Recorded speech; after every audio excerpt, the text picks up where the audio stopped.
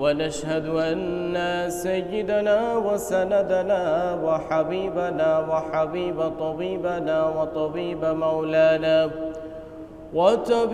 مولانا محمدا عبده ورسوله الذي أرسله بالحق بشيرا ونذيرا وداعيا إلى الله بإذنه وسراجا منيرا فقد قال الله تبارك وتعالى في كلامه المجيد والفرقانه الحميد فأعوذ بالله من الشيطان الرجيم بسم الله الرحمن الرحيم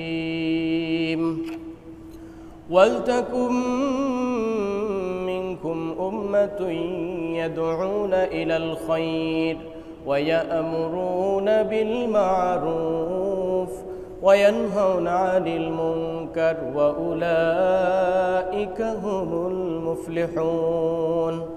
وعن أبي سعيد قال سمعت رسول الله صلى الله عليه وسلم يقول من رأى منكم منكرا فليغيره بيده فإن لم يستطع فبلسانه فإن لم يستطع فبقلبه وذلك أضعف الإيمان أو كما قال رسول الله صلى الله عليه وسلم.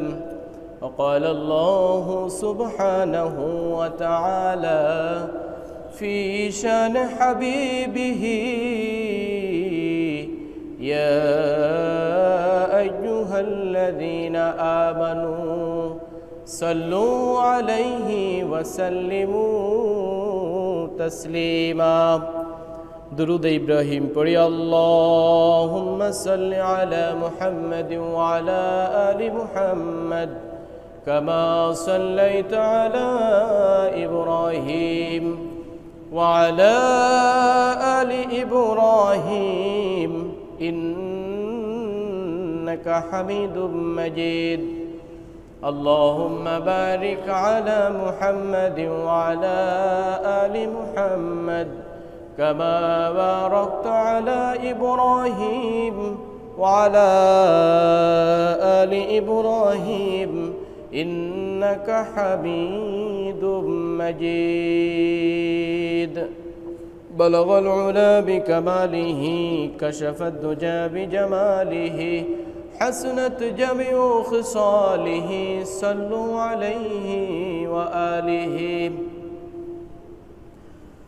মহান বাড়ি তাআলার দরবারে লাখো কোটি শুকরিয়া সুজুদ পেশ করছি যেই মহান মুনিব আমাদের সকলকে জুমার নামাজ আদায়ের উদ্দেশ্যে দুনিয়ার সমস্ত জরুরত থেকে ফারেক করে তেনার ঘর বাইতুল্লাহ আল্লাহর ঘর মসজিদে এসে বসার তৌফিক দিয়েছেন, এজন্য সেই মহান মুনিবের দরবারে শুকরিয়া জ্ঞাপন করছি। সকল বলছে আলহামদুলিল্লাহ।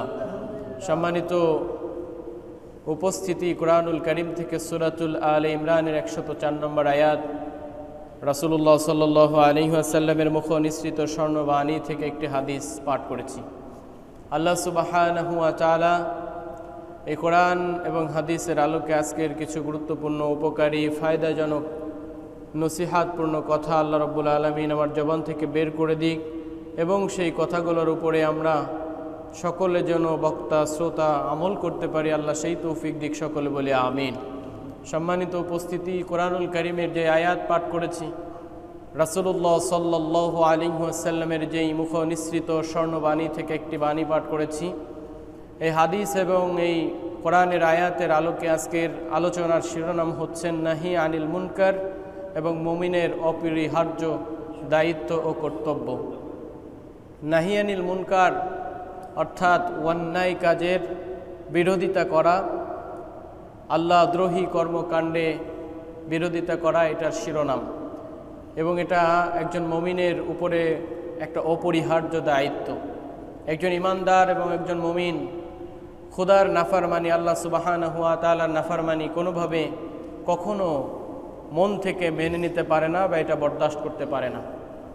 একজন মুমিনের এবং একজন ইমানদার ব্যক্তির সামনে যদি কোনো নাফরমানি, গুনাহের কাজ, অন্যায় কাজ, অপরাধমূলক কাজ, অকল্যাণকর কাজ যদি মুমিনের সামনে বা মুসলিমের সামনে যদি হয়, তাহলে সেই মুমিন হিসাবে দায়িত্ব এবং কর্তব্য হচ্ছেন সেই কাজকে বাধা দেওয়া এবং নিজে তো ওই কাজ থেকে অবশ্যই বিরত থাকা, সাথে সাথে নিজেও সেটাকে বাধা দেওয়া।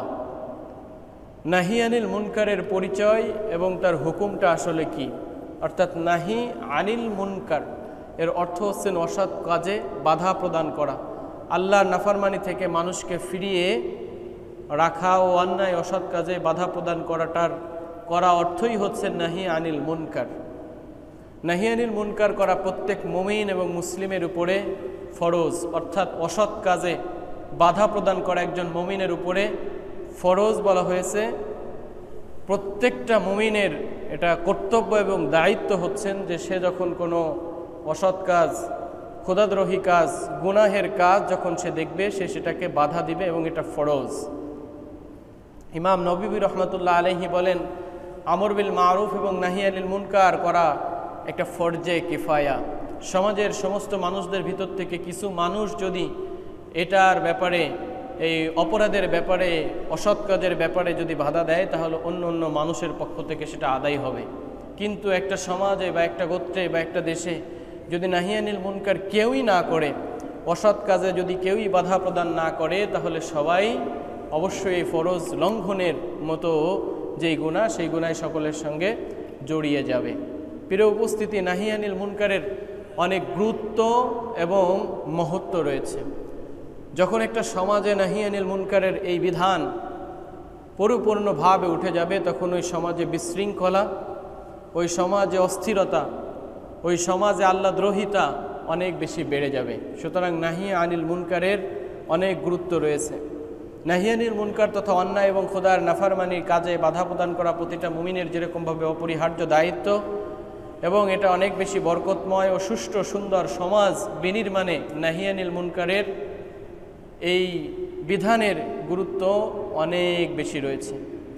সুতরাং অসৎ কাজে বাধা প্রদান করা এবং গুনাহের কাজে বাধা প্রদান করা, এই ব্যাপারে আজকে আমাদের আলোচনা। সামনে আমরা এই ব্যাপারে ইনশাআল্লাহ আলোকপাত করার চেষ্টা করব।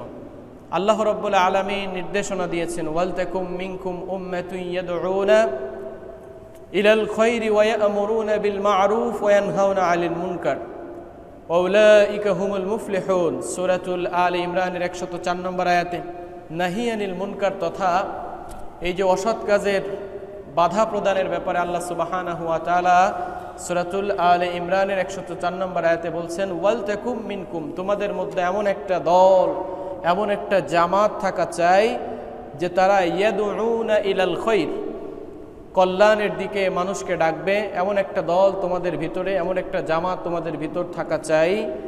ওয়া ইয়া'মুরুনা বিল মা'রুফ, তারা কল্যাণের দিকে ডাকবে, সাথে সাথে সৎ কাজের আদেশ করবে।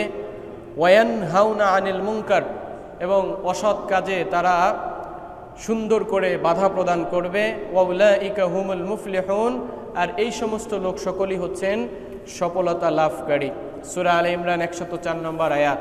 সুতরাং আল্লাহ রাব্বুল আলামিনের মানসা, আল্লাহ রাব্বুল আলামিনের চাওয়া হচ্ছেন প্রত্যেকটা জামানায় এমন একটা জামাত, এমন একটা দল কওমের ভিতরে, উম্মতের ভিতরে থাকা অত্যাবশ্যক, যারা মানুষকে সততার দিকে, যারা মানুষকে কল্যাণের দিকে, যারা মানুষকে পথ ভোলা মানুষকে আল্লাহর পথে ডাকার জন্য, যারা মানুষকে আল্লাহ ভোলা, ভাই গ্লাসটা লাগাই দেন তো, পথ ভোলা মানুষকে আল্লাহর দিকে আহ্বান করার জন্য একটা দল থাকা, এটা অত্যাবশ্যক। এবং শুধু তারা মানুষকে কল্যাণের দিকে ডাকবে না, সাথে সাথে তাদের আর একটা কাজ হচ্ছেন ওয়া ইয়া'মুরুনা বিল মা'রুফ, সৎ কাজের আদেশ দিবে। ওয়া ইয়ানহাউনা আনিল মুনকার, অসৎ কাজ থেকে বাধা প্রদান করবে। সমাজের বা আমাদের দেশের বর্তমান পরিস্থিতি এমন যে কোনো অন্যায় বা অসৎ কাজের প্রতিহত করা বা অসৎ কাজের ব্যাপারে বাধা প্রদান করা শুধুমাত্র একটা শ্রেণীর মানুষের উপরে বর্তায়। যখন কোরআন হাদিস বিরোধী কোনো আইন পাশ হয়, যখন অন্যায়ভাবে কেউ স্বৈরাচারী হয়ে ওঠে, তখন এক শ্রেণীর মানুষই শুধু সেটাকে বাধা প্রদান করা, এবং সেই শ্রেণীর মানুষ ধরেই নিছে এটা শুধু আলেম ওলামাদের কাজ। সাম্প্রতিক সময়ে নারী কমিশন কর্তৃক কোরআন হাদিস বিরোধী যেই ধরনের নীতিমালা প্রস্তাব করেছে, এটা শুধুমাত্র আলেম উলামারাই এর বিরোধিতা করবে, সাধারণ মানুষের এই দায়ভার সাধারণ মানুষ এটা করবে না, এরকম একটা ব্যাপার হয়ে দাঁড়িয়েছে। সুশীল সমাজ যেই প্রস্তাব করেছে, নারী কমিশন কর্তৃক যে কোরআন হাদিস বিরোধী প্রস্তাবনা তারা দিয়েছে, এটার বিরোধিতা শুধু আলেম উলামা করবে, আর কারোর ঘাড়ে বা আর কারোর দায়িত্বে এটা বর্তায় না। এরকম একটা পরিবেশ, এরকম একটা চিন্তাধারা আমাদের এই বাস্তবতার পরিপ্রেক্ষিতে আমাদের দেশের মানুষের মনোভাব এমন হয়ে দাঁড়িয়েছে।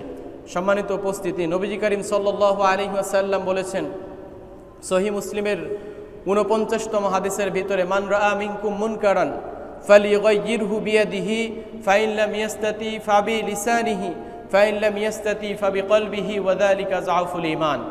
তোমাদের কেউ যখন গর্হিত কাজ হতে দেখলো, সেজন্য সেই গর্হিত কাজকে স্বহস্তে বাধা প্রদান করে। মান রাআ মিনকুম মুনকারান, অর্থাৎ যখন কোন গর্হিত কাজ, মানে কি, পৃথিবীতে সবথেকে গর্হিত কাজ হচ্ছেন আল্লাহর বিধানের পরিপন্থী বিধান পাশ করা, পরিপন্থী বিধানের প্রস্তাব করা, আল্লাহ রাব্বুল আলামিনের বিরুদ্ধে কোনো কিছু মতবাদকে মানুষের উপরে চাপিয়ে দেয়া।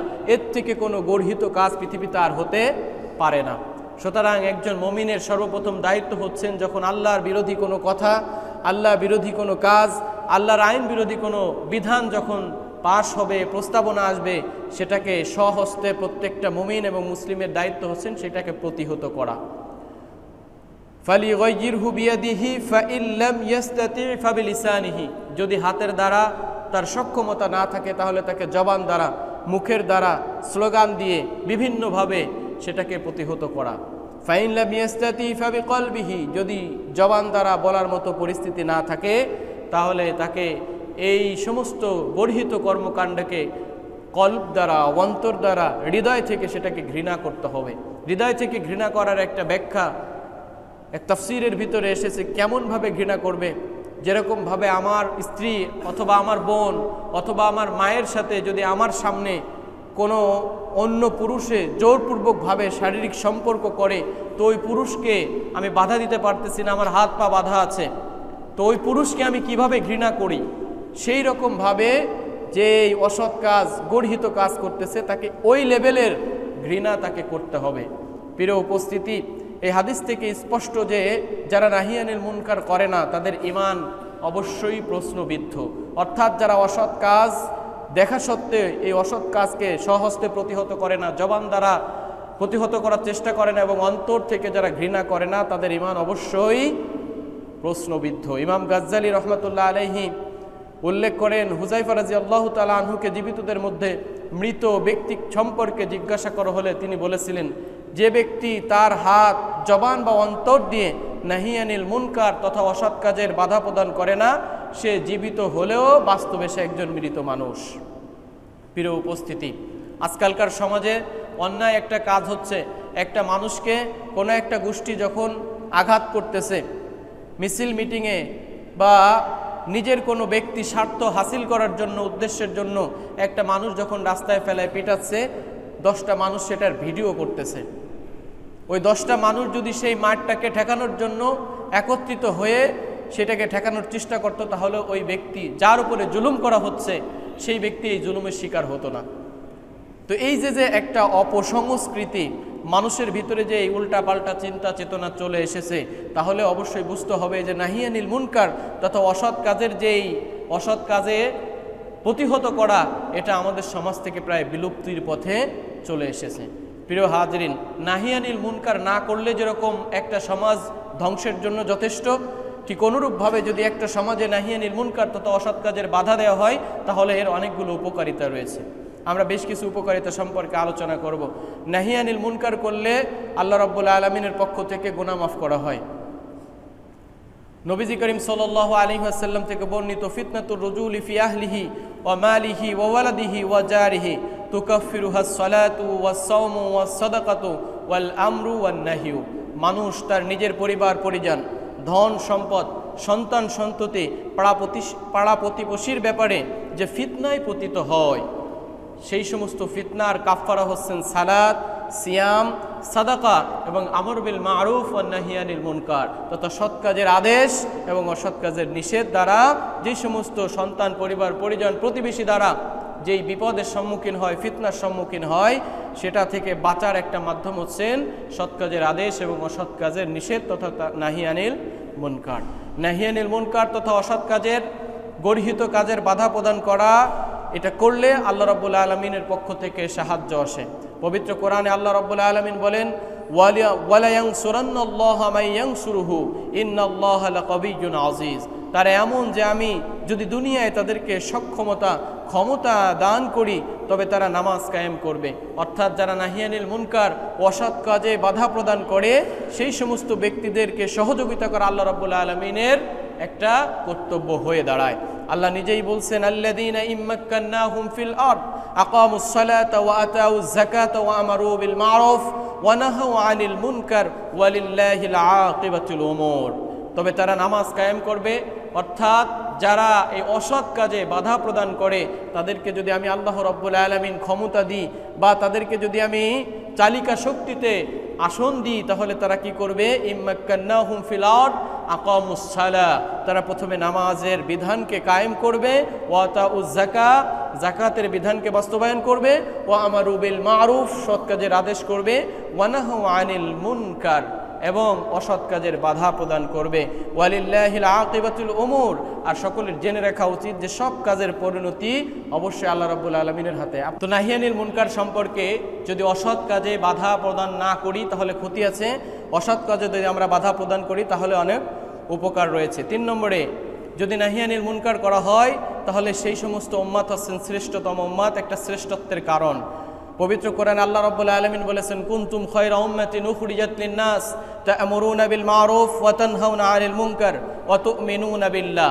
আল্লাহ রাব্বুল আলামিন বলেছেন, হে মুসলিমগণ, তোমরাই শ্রেষ্ঠতম দল। কুনতুম খায়রা উম্মাতিন, সেই সমস্ত ব্যক্তিরাই শ্রেষ্ঠতম দল যারা উখরিজাত লিন-নাস, মানুষের কল্যাণের জন্যই যাদের অস্তিত্ব দান করা হয়েছে। তা'মুরুনা বিল মারুফ, যে তারা সৎ কাজের আদেশ দেবে, ওয়া তানহাউনা আনিল মুনকার, এবং অসৎ কাজ থেকে শক্ত হাতে দমন করবে এবং বাধা দেবে। ওয়া তু'মিনুনা বিল্লাহ, এবং সাথে সাথে তারা আল্লাহর পরে বিশ্বাস স্থাপন করে। প্রিয় উপস্থিতি, তাহলে যেই ব্যক্তি সমাজে কোনো অন্যায়, সেটা সামাজিক অন্যায় হোক, ধর্মীয় অন্যায় হোক, ব্যক্তিগত পর্যায়ের অন্যায় হোক না কেন, সেই অন্যায় যখন একজন ব্যক্তি বা একটা দল বা একটা জামাত যখন সেটাকে শক্ত হাতে, শক্ত হস্তে দমন করবে, সেই সমস্ত ব্যক্তিরা, সেই সমস্ত জামাত, সেই সমস্ত দল আল্লাহ রাব্বুল আলামিনের দৃষ্টিতে তারা শ্রেষ্ঠতম দল। প্রিয় উপস্থিতি, এই জন্য এই আলোচনা থেকে আমাদের স্পষ্ট হয় যে আমাদের সমাজে যদি কোনো অন্যায় হতে দেখি, সেটা যদি যুক্তিসঙ্গত অন্যায় হয়ে থাকে, তাহলে অবশ্যই অ্যাজ এ মুমিন হিসাবে, অ্যাজ এ মুসলিম হিসাবে আমাদের সকলের নৈতিক দায়িত্ব এবং কর্তব্য হচ্ছেন সেটা হাত দ্বারা বাধা প্রদান করা, হাতের মাধ্যমে সেটাকে প্রতিহত করা, শক্তি দিয়ে সেটাকে প্রতিহত করা। যদি সেটার সামর্থ্য না থাকে তাহলে আমাদের মৌখিক জবান দিয়ে সেটাকে প্রতিহত করা। যদি সেইটার সক্ষমতা আমাদের না থাকে তাহলে জবান থেকে, হাত থেকে জবান দ্বারা যদি সক্ষমতা না হয় তাহলে কল্ব থেকে, অন্তর থেকে ওই জিনিসটাকে অবশ্যই ঘৃণা করা। নাহি আনিল মুনকার না করা অভিশপ্ত ইহুদি, নাসারা ও মুনাফিকদের স্বভাব। অর্থাৎ ইহুদি এবং নাসারা, এই সমস্ত কওমরা, জাতিরা নাহি আনিল মুনকার তথা অসৎ কাজের বাধা প্রদান না করার কারণে তারা অভিশপ্ত হয়েছিল। প্রিয় উপস্থিতি, পবিত্র কোরআনে তাদের অবস্থা বর্ণনা করে আল্লাহ রাব্বুল আলামিন বলেন, কানু লা ইয়াতানাহাউনা আন মুনকারিন ফাআলুহু লাবিসা মা কানু ইয়াফআলুন। তারা যেই সমস্ত মন্দ কাজ করত তা থেকে পরস্পরকে তারা নিষেধ করত না। তাদের এই কাজ ছিল অত্যন্ত গর্হিত। সূরাতুল মায়েদা ৭৯ নম্বর আয়াত। তারা শুধু নাহি আনিল মুনকার পরিত্যাগ করেছিল এমনটা নয়, তারা নাফরমানি বন্ধের জন্য আল্লাহ প্রদত্ত আইন কানুন পর্যন্ত তারা পরিবর্তন করে ফেলেছিল। নাফরমানি বন্ধে আল্লাহ তাআলা কর্তৃক শাস্তিগুলো তারা প্রয়োগ করত না। আল্লাহ সুবহানাহু ওয়া তাআলা সেই সমস্ত জাতির জন্য যেই বিধান দিয়েছিল, তারা তাদের সুযোগ মতো সেই বিধানকে কখনো কারোর জন্য বাস্তবায়ন করত, কারোর জন্য সেই বিধানকে ছেড়ে দিত। পূর্ববর্তী উম্মাত যে কারণে ধ্বংস হয়েছিল তার নাম্বার 1 একটা কারণ হচ্ছেন এইটা।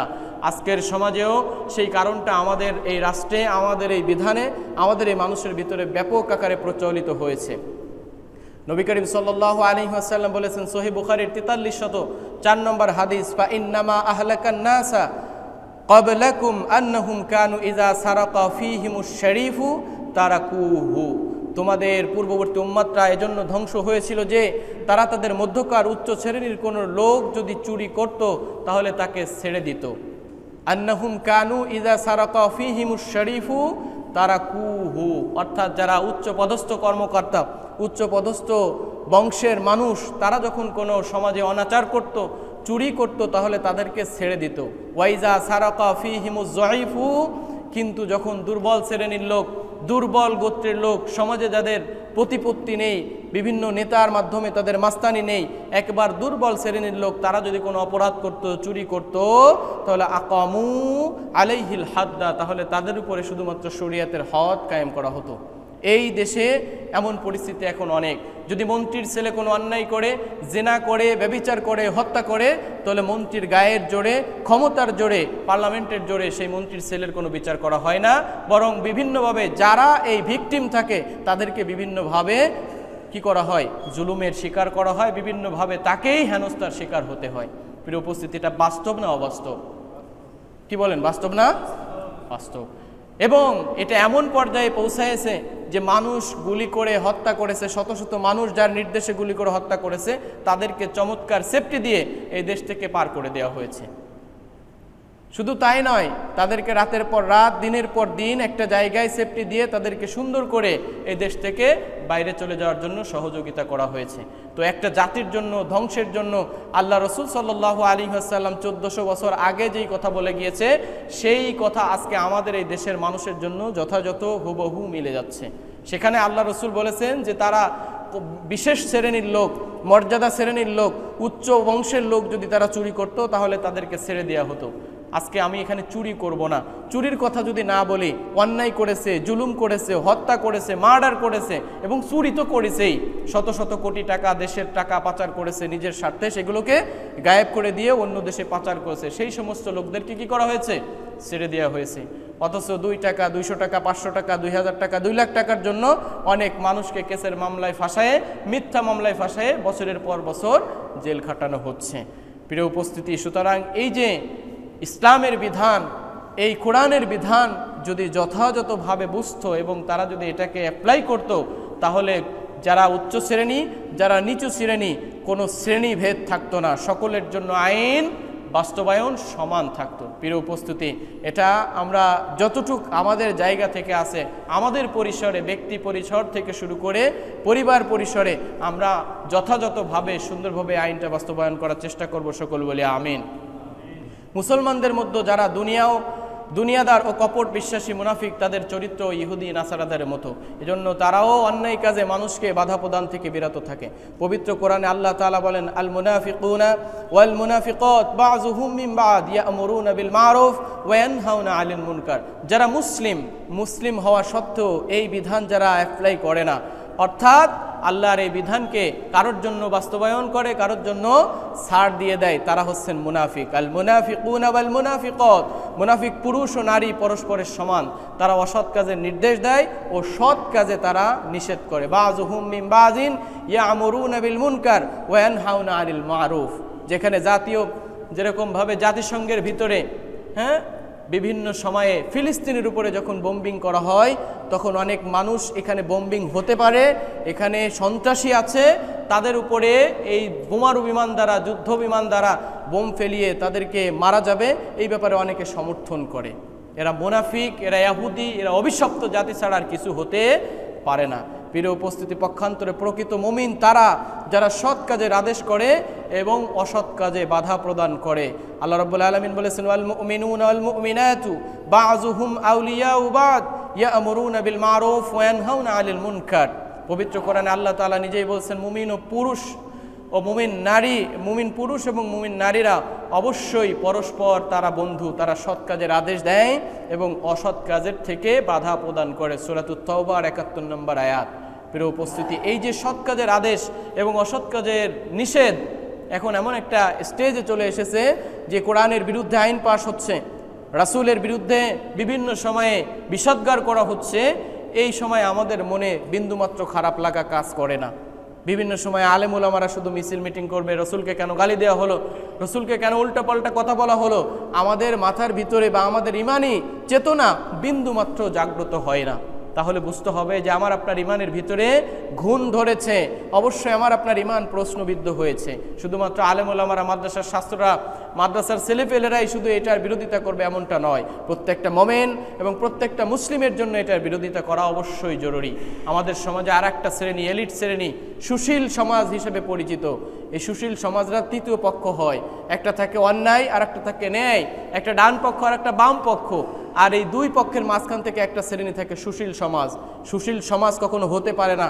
সুশীল সমাজ সবসময় অন্যায়ের পক্ষে সমর্থন করে, বিশেষ করে ইসলামের বিপক্ষে তারা সবসময় কি করে, কলে কৌশলে হলেও তারা ইসলামের বিপক্ষে কাজ করে এবং যারা ইসলামের বিপক্ষে তাদেরকেই সমর্থন করে। প্রিয় উপস্থিতি, আজকে যে শুধুমাত্র সুশীল সমাজ আছে এমনটা নয়।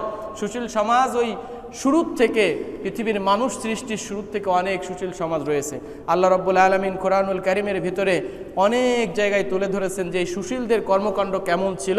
আল্লাহ রাব্বুল আলামিন অনেক জায়গায় সেটা তুলে ধরেছেন। পবিত্র কোরআনে আল্লাহ তাআলা বলেন, ওয়াসআলুহুম আনিল ক্বরিয়াতিল্লাতী কানাত হাযিরাতাল বাহরি ইয ইয়া'দুনা ফিস সাবতি ইয তা'তিহিম হিতানুহুম ইয়াওমা সাবতিহিম শুরাআন ওয়া ইয়াওমা লা ইয়াসবিতুনা লা তা'তিহিম কাযালিকা নাবলুহুম বিমা কানু ইয়াফসুকুন।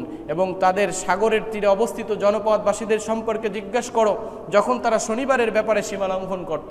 হযরত দাউদ আলাইহিস সালাতু ওয়াস সালামের উম্মতের সময়ে তাদের উপরে বিধান ছিল শনিবারে ইবাদত করার, শনিবারের আয় রোজগারের কোনো কর্মকাণ্ড করার কোনো বিধান ছিল না।